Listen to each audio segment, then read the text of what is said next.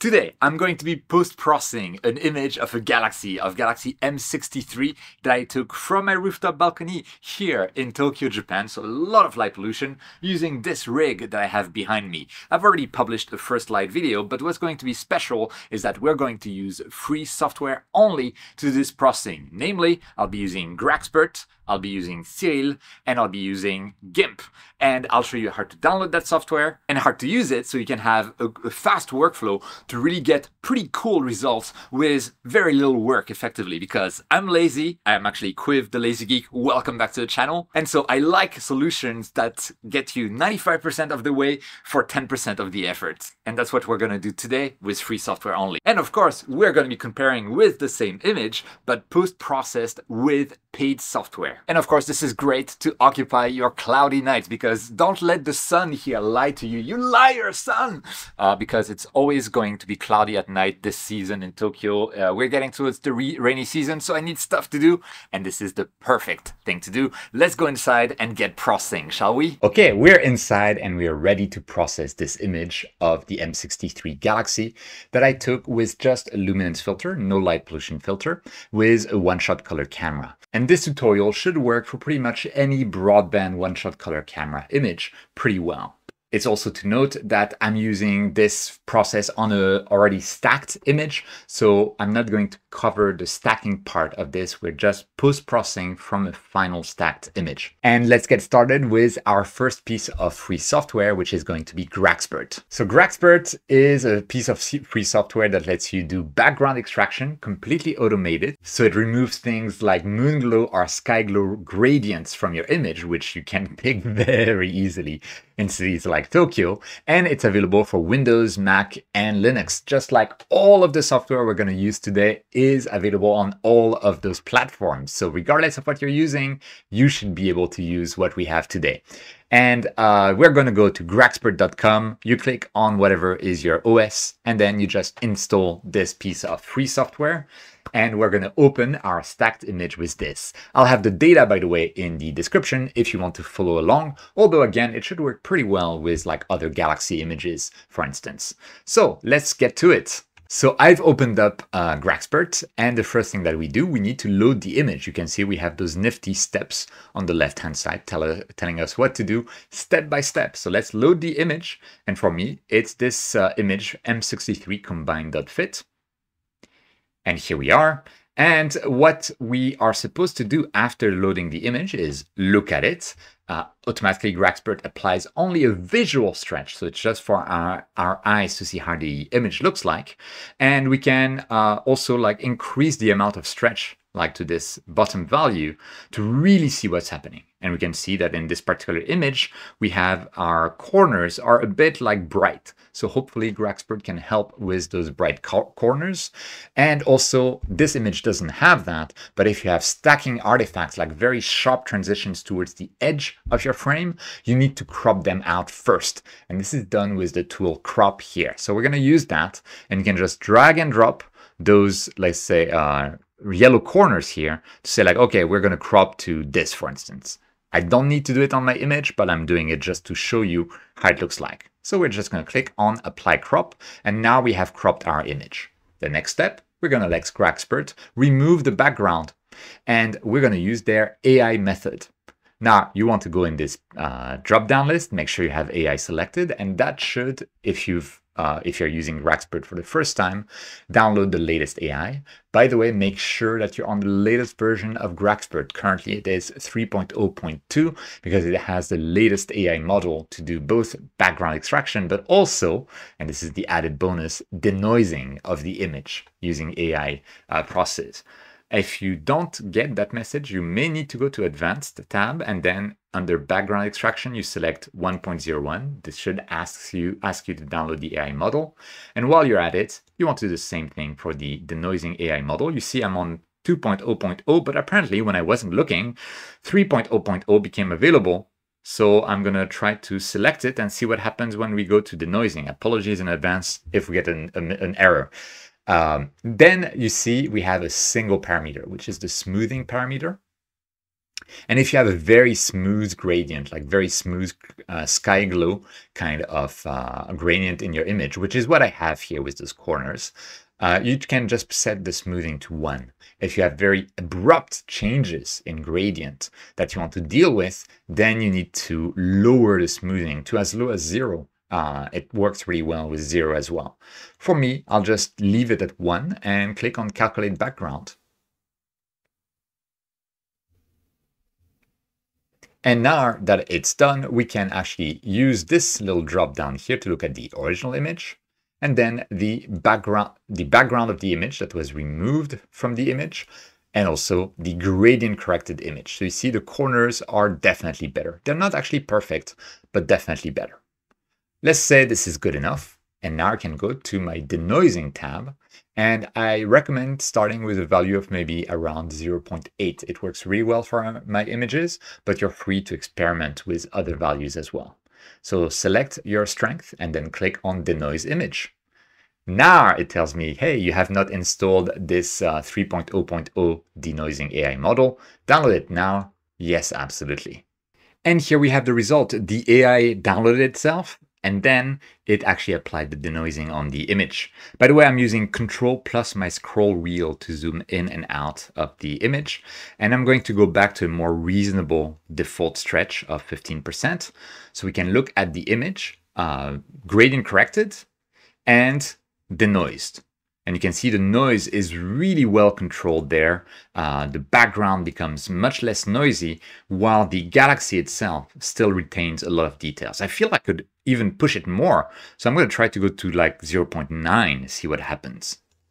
And that's the result with 0.9. Let's look at gradient corrected and denoised. And I think it works really, really well. We control the background quite well while removing the, while keeping the details in the galaxy. Pretty cool. So next step is simply saving the image so that we can then process it in another piece of free software, which is going to be Siril. So we'll get that in a moment. We're going to use it as a 32-bit FITS file, and you have 3 options: save processed, save background, or save stretched and processed. We want to keep the image linear for now, so we're just going to click on save processed, and it's going to suggest a file name with GraXpert appended to the end, and that's perfectly fine for me. So I'm just going to click on save. And here we go. We have removed the background and denoised the image. We're ready to go to Siril.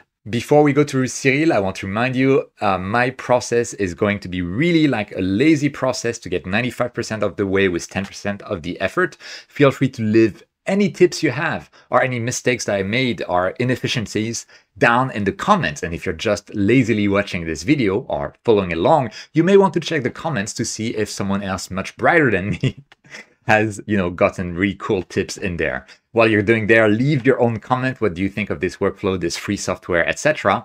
And of course, like the video. It really helps the channel out because it broadcasts the video to other people as well. Subscribe to the channel if you're new, in which case, welcome to the channel. And if you're planning to buy any like astrophotography or even non-astrophotography related stuff from sites like Agena, First Light Optics, High Point Scientific, or even Amazon, if you do so after clicking my links down in the description, it actually helps me out at no cost to you. So would be awesome. If you want to support me even more directly, you can become a Patreon supporter. I have the link down in the description, or a channel member using the join button. And you guys, I mean, without you guys, I said every time this channel would no longer exist, and I can't thank you enough. Anyway, with that, let's go back to the free software because there's other people who provide free amazing stuff to the hobby. I love this hobby. Yeah, let's go to Siril. So Siril is available at siril.org. And here we are on siril.org, and you can again choose your OS. For us, it's going to be Windows. Actually, for me, it's going to be Windows. And I'm going to download it via 64-bit Windows. There's also a Microsoft Store version. I didn't realize that. By the way, fun fact, maybe fact, I'm not sure, correct me if I'm wrong.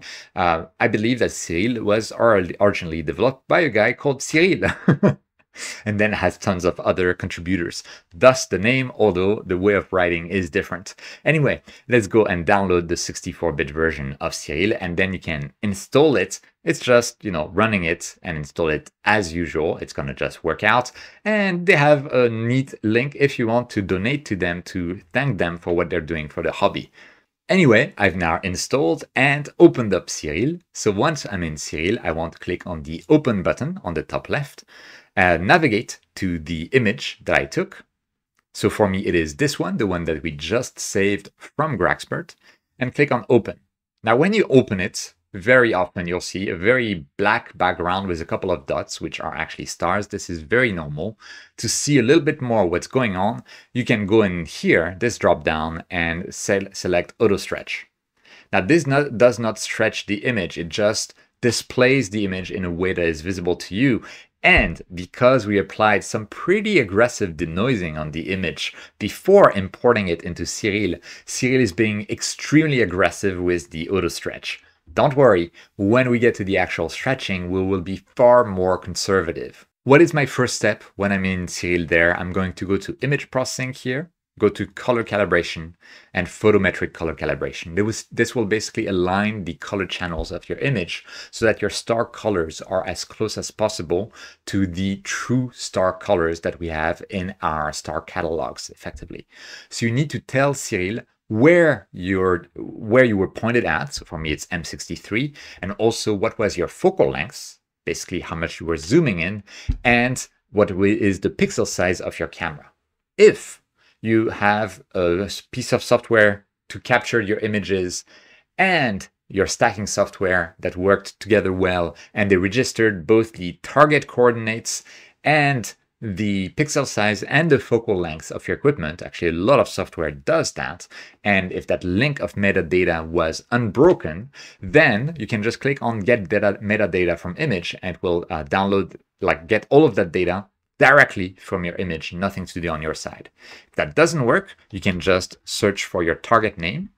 So for me, it's M63. Click, put it in here, click on Find, and then click on M63. This fills in the coordinates that you have here. Okay, and then you want to put in manually your focal length. For me, it's 580 millimeters, and my pixel size is actually 3.8 millimeters, micrometers roughly. But because in my stacking of the image, I drizzled the image, effectively it's actually half the size. So I've put 1.9 here.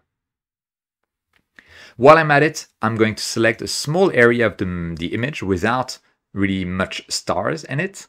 And I am going to go to background reference here, uncheck automatic detection, and just say use current selection. This tells Siril that, okay, the background is actually well represented by this little tiny square that I just selected. And I'm just going to press on OK. And this should color calibrate our image, and there it is. At the same time, it plate solved it, so it put it right side up again. So now we have a color correct galaxy and color correct stars that we can play with. While I'm at it, I might go into color image processing and then remove green noise and click on apply with the default settings. And this might be a little bit too aggressive, so I'm gonna revert that using the undo button. We might get to it later. So next step, image processing, and we're gonna stretch the image. So I'm actually going to go into the drop down first, go back to a linear image, and then we can see what we're doing when I'm doing the histogram transformation. So yeah, to stretch the image, you have two choices or three choices: arcsine transformation, or hyperbolic arcsine transformation, generalized hyperbolic stretch transformation, or histogram transformation. In my opinion, by far the easiest to wrap your head around is the histogram transformation. This is what we're going to use for now. I might do a little bit of generalized hyperbolic stretch, but I think it's easier to just use this for now. So in here, at first, the only thing you'll want to touch is this mill slider here. And what you want to do is just drag it towards the left, something like this. And then you can see the stars suddenly become brighter. We can even go a little bit more. And now we start to see the core of the galaxy appearing here. Let's just apply. Now we've applied this histogram stretch. the options go back to default, and we can do the same thing. We can drag the histogram, this little middle pointer, to the left, and poop, we start to see the galaxy actually appearing. And I can click on apply. The core of the galaxy isn't oversaturated. Everything's good. So I can do another round of it, see what happens. We start to see nebulosity around the galaxy. This is nice. And the core isn't too blown out. Now, where it would be very interesting to use the generalized hyperbolic stretch is if you see the core of the galaxy is getting blown out. But for now, it looks reasonable. I'm using Control plus the mouse wheel to zoom in, and this is perfectly fine to me. At the same time, what I can do is I can use this little plus icon to zoom into the chart, and we can tell Siril that actually those color curves, they don't start at the very left here, they start around here. So I can drag this little pointer that I have on the left of my image to the start of the blue curve here, and you can see it darkens the background noticeably. So we can also use that to stretch maybe a tiny bit more. So we can see a little bit more of the nebulosity that we have around the galaxy and next to this, this star here as well. And when we do that, we can also drag this little pointer to the left, which is called the black point, to a little bit more, just to darken the background. Now, if you do it too much, you're going to do something that is called clipping the pixels. Let's say I go here, and you can see we darken the background a lot, but we're starting to lose a lot of luminosity there. And that is bad. A big symptom of that is if you see the curve, they get interrupted. You can see it, and they're not at zero when they reach the left-hand side of the histogram. You want to avoid that as much as possible. So this would be probably the good balance that I would use. Something like that, to me, is good enough. So I'm just going to click on Apply and Close. Now, again, the generalized hyperbolic stretch can give you better results, but I really find it hard to use. So we're not going there for now. Okay, now, ideally, the next step would be to use another free tool called StarNet++ to remove the stars from the image so we can process the galaxy without the foreground stars and then place back the stars later on. But whenever I try that with StarNet++, within Siril, there is an integration here under star processing, StarNet removal, and recomposition. Whenever I recomposed, I got really weird and bad looking halos around the stars. So I'm not doing that for this tutorial. We're just going to process with the stars here. And we're not going to do a lot of processing here. We're going to simply go to color saturation.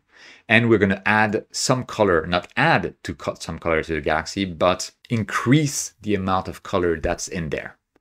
So for that, you can play with the amount slider, and you can see if I put it to the max, there's a good amount of saturation, maybe a bit too much. So maybe I'll keep it to like 90%, and you can see we have some chrominance, what is called color noise or chrominance noise around the galaxy. We'll try to deal with that a bit later on. For now, we have to deal with it. At the same time, you can see if I zoom in on the background, it also gets colored, and that's not really a good thing, but we can remedy that using the background factor here. I'm just going to increase that, and you can see immediately the background is much less colorized than before. If I put it to 0, there's much more color in the background. If I put it to 1, much less color in the background. This is a nifty little feature to have in Siril. I don't think there's an equivalent, perfect equivalent in PixInsight, which is super expensive. I typically use masks in PixInsight to achieve the same effect. And here we are, I can apply this, and we have a pretty cool, I mean, already this is a pretty cool looking image, right? It's well saturated, it's a lot of fun. I could saturate it maybe a little bit more. Let's play again with it a little bit and see what happens. I like that actually. I kind of like this. This is pretty cool. And we can click on Apply again. Let's also see what happens if I go to image processing and go to remove green noise and apply that to the image.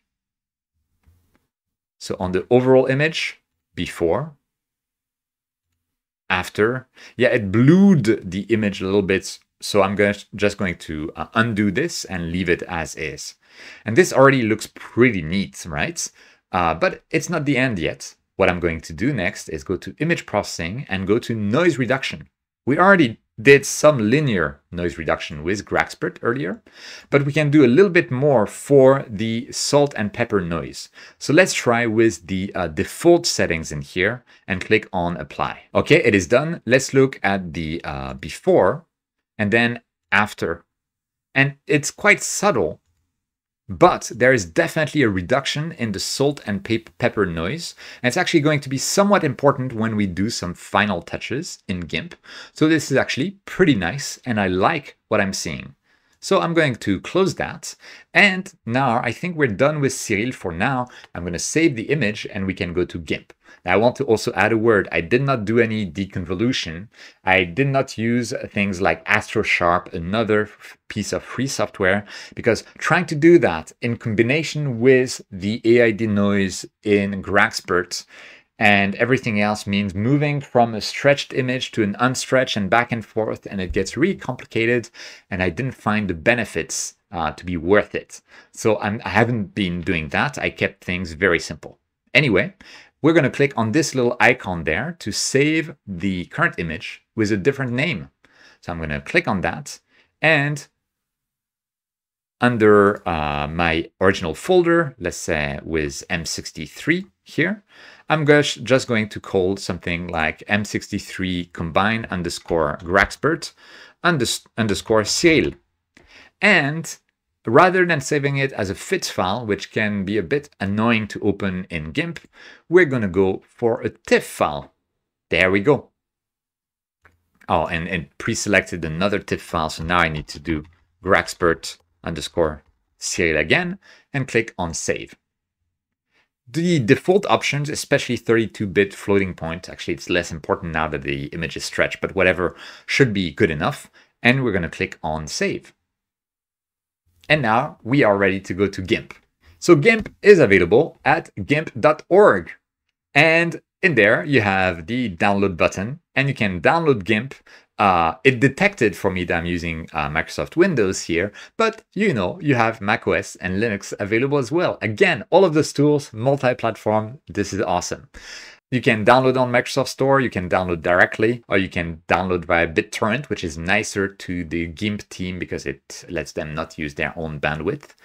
And you download it, you install it, it's the rest as the other software. There's no adware, there's no traps in there. It's all nice, well-behaved software that does not put any spyware or anything like that.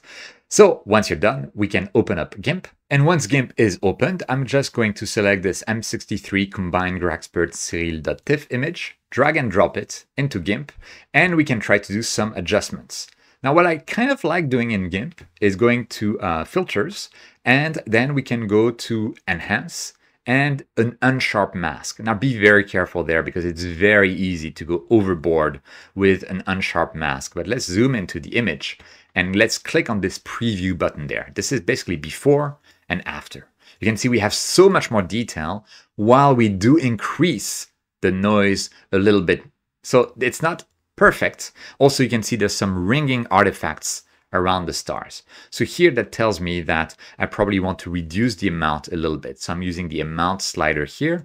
Let's look at before, after, and we have much less of a ringing artifact around the stars, and the noise isn't going that much worse, while we get a significant increase in clarity on the image. So I kind of like that. And I think overall this looks pretty good. Even when we're zoomed out, the before after shows a noticeable difference. Yeah, this is really good. So I'm just going to apply that.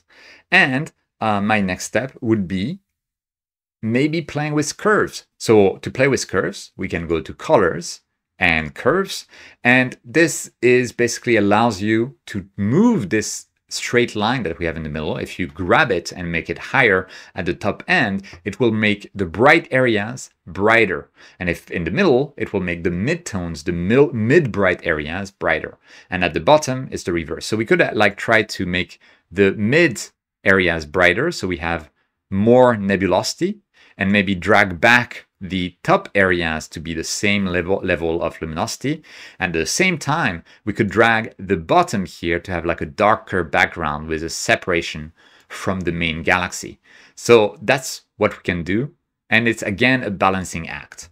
And again, we can use the preview here to do a before, after, before, after, you can see at the same time, it will actually remove some of the color because we are increasing the overall brightness. So we might need to do some more color calibration afterwards. It's a bit of a game of how much you want to go.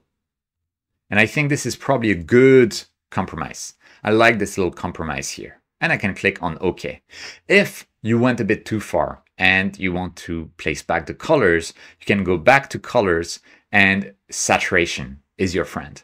Now, the problem with saturation is it's going to saturate the background as well. You can save the image, reopen it in Siril, do color saturation back in Gimp. All this kind of stuff is doable, but you can see the scale here parameter can help you really saturate the image some more. And actually, it's not a bad idea. I like what we get with this additional saturation.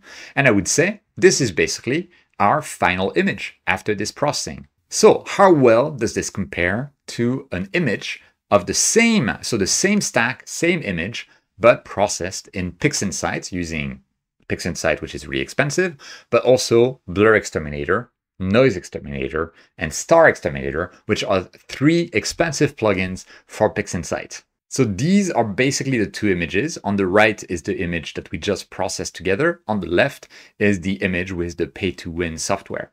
And the pay-to-win software obviously has far more details all over the place.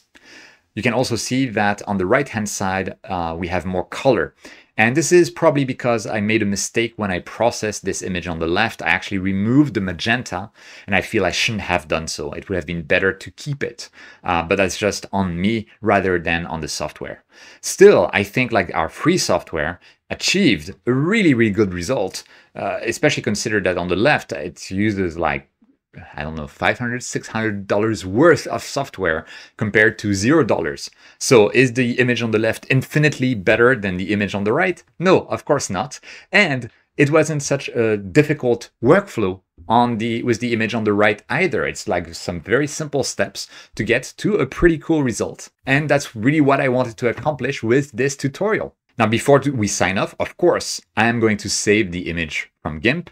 So for that, I'm going to first export as with a TIFF file. So as M63 combine GraXpert, Siril, Gimp, the 3 pieces of free software that we used. I keep the default settings and click on export. The save button in Gimp will actually save in a kind of a Gimp proprietary format. So it's probably better not to use that.